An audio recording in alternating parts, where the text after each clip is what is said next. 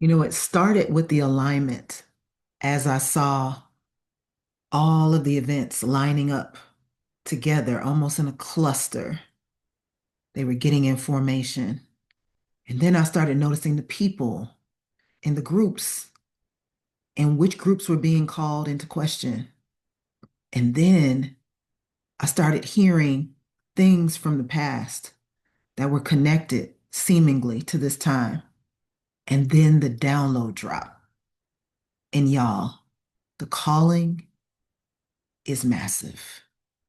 Peace, my name is Stacy Patrice. Welcome back to my channel. Today, I want to talk about the calling. And the calling that I am referring to is the calling of this time.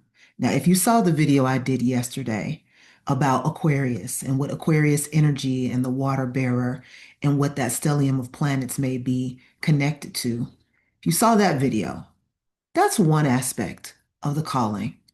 But the bigger aspect of the calling is more practical than planetary. It is more personal than just productivity. And it is definitely something you will have to source on your own terms in your own life. The calling I'm referring to is the alignment that leads us forward. I have been saying for years that as the old world crumbles behind us, what is in the front? What is leading? Where will we go? What will we do? Who will provide it? How will we find it? And I've been saying that probably since 2017 or 2018 when I first felt this feeling, because I always go with feeling and spirit and listen to my soul first. And then I confirm it with astrology.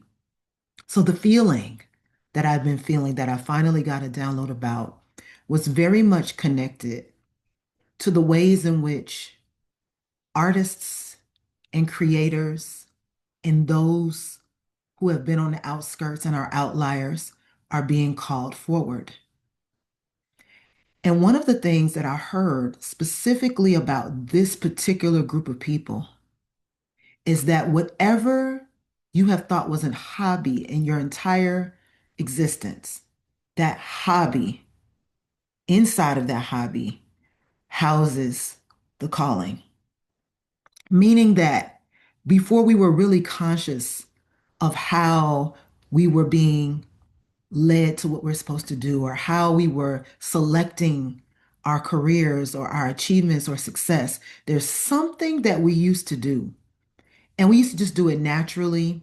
We would do it when we had time. We want to do it right. We definitely didn't want to do it like in a rush or didn't want to do it with low energy. It's always something that you've wanted to do, but you want to be in the right mind frame for it. You want to approach it with certain sacredness. You want to work on it with a certain like ethic. And when you have time, when no one else can bother you, that thing for you is connected to the calling. And I know in the past we put it on the back burner, or maybe it wasn't a financially lucrative thing. So we decided to do another thing. But we were really passing time for a time such as this one. We were waiting for that thing to become the thing.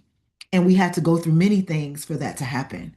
And so, like, imagine that your achievements all somehow have a thread that point back to that thing. Imagine that your experiences, the things that you envision and the things that you really don't like and can't stand, point back to that thing. Imagine that the things that make you cry and make you so incredibly happy are also connected to that thing. And then I want you to see that thing kind of emerge and come forth because a hobby is just a calling under a lower name. It's like how people make your not yet known calling a peasant to your purpose. It's like people saying that the thing that you do on the side, or the thing that is your hobby, or maybe you called it a passion project. Maybe it wasn't a hobby. Maybe you called it a passion project. But whatever that thing is, there was a time that that had to take the back burner to more urgent or lucrative things. But see, when the empire starts to crumble and the pieces start to fall apart, we have the chance to build up. And there's less risk in building up at that time because people are so desperate for structures. right? So when we start to think about how we can build, people are looking for anything, options, choices. Please give me something to look forward to. Please give me something that has meaning and has sacredness and purpose, please. And the more that we try and make the thing that we're doing that thing, the least likely that thing is to materialize. We have to take a pause and a beat and reflect and say, what is that thing? And that's how the download hit me. The download hit me like, what is the thing that has always felt like a hobby, but you still held in sacredness? This thing that maybe a lot of people don't even know that you do, but you have so much passion for it. It could even be something that you see other people doing and you follow other people when they're doing it because it's a part of you that's being expressed through others at another time. You may even see this thing that I'm talking about as a thing that feels like you have a connection to it that you can't describe, but you almost might not even want to make it your main thing because you know what a career and what doing for others can do to you. And so this thing may just be shelved for all practical purposes. But what I am here to tell you is that the alignment is moving that thing that's a hobby toward the front. Because here's the truth, your gifts will make way for you. It's just you have to be willing to make way for your gifts. They will make way for you. But it's very common to say that it won't make a way for me because it's not that thing. It's not that kind of thing. But why were you given the gift? Why do you have it? Why do you even know how to do it? Why do you do it well? Why are not other people doing it to the degree that you do it? Why is it missing? Maybe in the marketplace, but just maybe in our mental space. Why is it missing? Why are people slowly thinking about dreaming and trying to call forward the things that they need? And your thing that you do is one of them, but you won't touch it. You haven't touched it. Y'all, I'm not just talking to y'all, I'm talking to myself, which is where the message came from. It came from this connection I have with myself and this knowing that there is something that is that thing. And I have an idea of what it might be, but there's something that you have that is that thing that wants to move forward. It wants to be seen as worthy, relevant, important, of course, sacred, but definitely divine. That's how you'll know. If you have some kind of connection to the divine through this thing that you do, and maybe that's why you've always kept it as your private thing because you don't want to corrupt it. You don't want it to be desecrated by, internet trolls.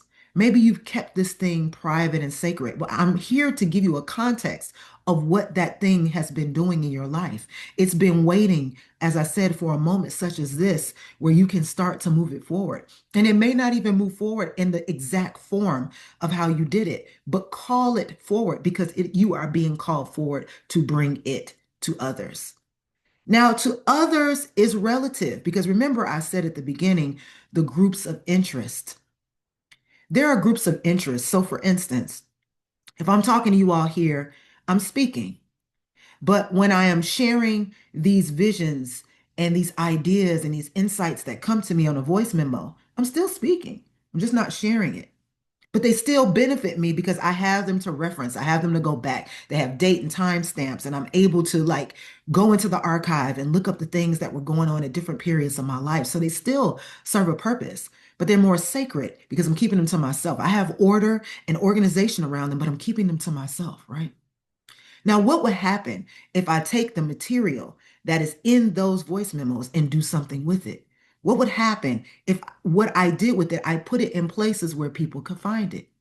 What would happen if I created a kind of living campaign around the things that I'm talking about, that I'm creating?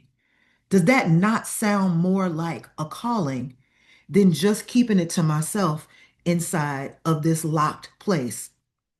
This is the kind of thing that's coming forward. It's the thing that you do and you have some kind of organization, sacredness, work ethic around, but you don't want to like cold call because you don't really think anybody's really interested in it in the way that you are, in the way that you do, right? They don't have the same kind of interest. So it almost feels like you're trying to convince people and hopefully influence people to listen or respect or connect to the thing that you do sacredly. And I'm saying that's not it. I'm saying it's not about trying to influence. anyone. It's about your alignment, you becoming a force of nature in alignment with nature as the collective is being shaped by other forces. You are doing your own shaping, and it is connected to your understanding of that divine nature and that spark that exists in each of us, but you are working on yours. And why is this important? This call, this reshaping, this bringing your divine gifts forward? Because the future that we are looking at and potentially looking into is going to need to be creative. This is why AI is here. It will need to be creative because humans outwork the machine all of this time, creating all of this content, gaining all of this power, shaping society, shaping the world, shaping our minds and our ideas. And corporate came in and worked with humans on this and created all of these different variations and inclusions that readily helped people solve problems, helped people in real time as things were happening, and definitely provided our society with more options and choice. But this level that I'm talking about, this calling, is not only decisive, but it is also very, very narrow. It's not attempting to reach everyone. It has no desire to reach everyone. It is for those who were looking for it, those who are ready. And those populations are going to grow because our society is becoming more aware, in some instances, more spiritual. Look at all of the fanaticism that is happening. Inside of religious fanaticism are people who are urgently seeking options, choices, and answers and connection. So all of that that's waiting there like a hotbed for a revolution is being usurped by other forces. So when you decide to be a force in and within yourself through your divine spark, what you are doing is shaping something that can continue to exist in the future. You are shaping something that has a current and a rhythm and a pulse. And there are people from all over who are looking to connect with that thing in the many different spaces and places in life where they are. So, our future of sharing, of creating, is by no means sacrificial. It is by no means salary capped by the highest bidder corporate interest. What we are calling forward and what is being called forward from you, what is being called forward from you is precisely your ability to be visible in your gifts. Not to try and be famous in your gifts, not to try and be first in your gifts, not to try and be the one. That's a monopoly. That's still corporate talk. It is to be visible in your gifts and let the medicine work through your magic. That is it. And I'm not talking about magic in the sense of you doing something that you think is magical. I'm talking about the magic that happens when you work in your gifts, your magic, the magic that happens in your life, the insights, the awareness. Think of your gift as a process art that you have to go through the process in order to understand why you ever were called into the process. Don't look at it as a means to an end. Look at it as a currency, as a language, and also as an offering that is magnetized to other people. Why this is important now is because in the past it might have been too weird or too niche, or it might have been too small, you know. But what we're talking about is growing the soul self and quieting the ego. And the more that we get to grow the soul self, the more the ego realizes it's not the one in control. We are lifting the vibration and exalting the vibration of our own personal individualized divinity and quieting the constructed, sometimes corporatized and fabricated self. It's nothing wrong with wherever that part of yourself got you that you relate to and understand at this time in your life. We're not condemning it. We're saying that it has less and less place in the society. And if what you do and who you are is connected to that ego, that will crumble too. The ego death, that will crumble too. It is not about making yourself bigger than everyone else. Even sitting here on the screen giving you all this message is because I was told to. I wasn't planning to record today. I definitely have other things on my schedule that I need to do. But the download was so strong and so complete because it has been talking to me in pieces for many days. And I guess in my own productivity for many years. And when I think about what has been shelved, I felt so selfish. I thought about all of the gifts and the things that I have been blessed to know, to understand, to experience, to feel. And I was like, why is that not visible where people can see it? And people have been saying this to me in different ways for years. But I had to feel how that interconnection was to be the calling because the way that you approach your calling is also important. Everyone wanted me to take each interaction or each talent I had further. Oh, you've been working with celebrities, you've done this and you've done that. And I see my work all around the world. And I don't mean that in terms of just people copying it, because there is that. But I mean that in terms of the work that I did that has my name, has my credit connected to it because I physically did it. I still see it. It's still standing in this time. It is not covered. It is still there. So when people find it, there's a thing that happens. There's a thing that happens. Even here, there's a thing that happens. There's a connection. There's a healing that's more powerful in the work that is done. There's transformation more powerful from the work that was done than it is from the words that come. The words are just a seed. So right now, I'm planting a seed for your calling to come forward. I'm planting a seed for the thing that it is that you do, that you think that nobody wants to see, that you think is sacred to only you, that you think is so private that you're scared to release it. I'm telling you that that thing is exactly the medicine that people need. If you look at where we are as a time of heightened toxicity and mental illness, then you will understand what I'm saying. You will start to understand how absent the divine is in the gifts that are being presented and the way people produce. It is absent, y'all. It's like buried. It might as well be dead. It's buried. And that reality is why you have to become visible. It's not to be famous. It's not to blow up. It's not to command the highest dollar necessarily. That might come with it, but that's not what it is. It is to be a creative force.